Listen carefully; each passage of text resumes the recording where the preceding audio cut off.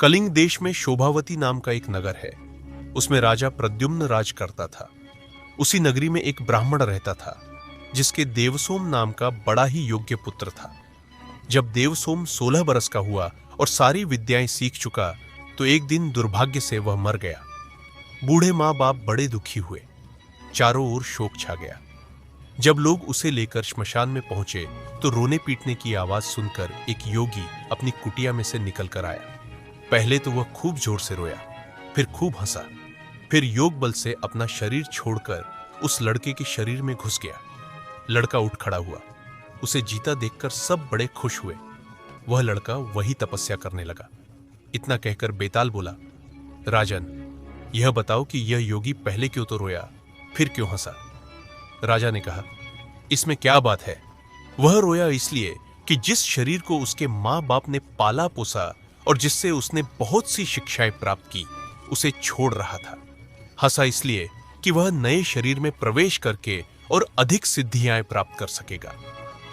राजा का यह जवाब सुनकर बेताल फिर पेड़ पर जा लटका। राजा जाकर उसे लाया तो रास्ते में बेताल ने कहा, हे राजन, मुझे इस बात की बड़ी खुशी है कि बिना जरा सा भी हैरान हुए तुम मेरे सवालों का जवाब देते रहे हो और बार बार आने जाने की परेशानी उठाते रहे हो। आज मैं तुमसे एक बहुत भारी सवाल करूंगा, सोचकर उत्तर देना। किसी नगर में मांडलिक नाम का राजा राज करता था। उसकी पत्नी का नाम चढ़वती था। वह मालव देश के राजा की लड़की थी। उसके लावण्यवती नाम की एक कन्या थी। जब वह विवाह के योग्य हुई तो राजा के भाई बंधुओं ने उसका राज्य छीन लिया और उसे देश निकाला दे दिया। राजा रानी और कन्या को साथ लेकर मालव देश को चल दिया। रात को वे एक वन में ठहरे। पहले दिन चलकर भीलों की नगरी में पहुंचे। राजा ने रानी और बेटी से कहा कि तुम लोग वन में छिप जाओ, नहीं तो भील तुम्हें परेशान करेंगे। वे दोनों वन में चली गई। इसके बाद भीलों ने राजा पर हमला किया। राजा ने मुकाबला किया, पर अंत में वह मारा गया। भील चले गए। उसके जाने पर रानी और बेटी जंगल से निकलकर आई और राजा को मरा देखकर बड़ी दुखी हुई।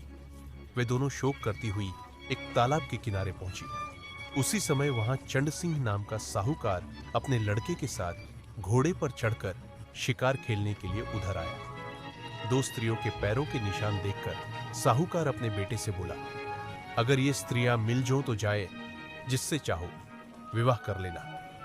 लड़के ने कहा, छोटे पैर वाली छोटी उम्र की होगी, उससे मैं विवाह कर लूंगा, आप बड़ी से कर लें। साहूकार विवाह नहीं करना चाहता था, पर बेटे के बहुत कहने पर राजी हो गया।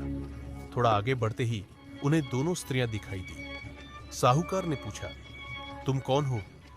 रानी ने सारा हाल कह सुनाया। साहूकार उन्हें अपने घर ले गया।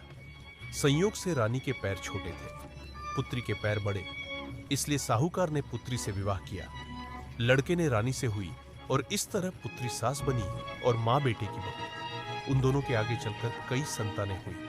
इतना कहकर बेताल बोला, राजन, बताइए, मां बेटी के जो बच्चे हुए उनका आपस में क्या रिश्ता हुआ? यह सवाल सुनकर राजा बड़े चक्कर में पड़ा।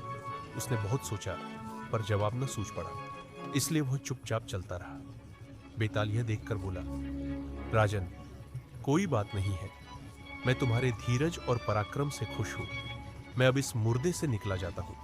तुम इसे योगी के पास ले जाओ। जब वह तुम्हें इस मुर्दे को सिर झुकाकर प्रणाम करने को कहे तो तुम कह देना कि पहले आप करके दिखाओ। जब वह सिर झुकाकर बतावे तो तुम उसका सिर काट लेना। उसका बलिदान करके तुम सारी पृथ्वी के राजा बन जाओगे। सिर नहीं काटा तो वह तुम्हारी बलि देकर सिद्धि प्राप्त करेगा। इतना कहकर बेताल चला गया और राजा मुर्दे को लेकर योगी के पास आया।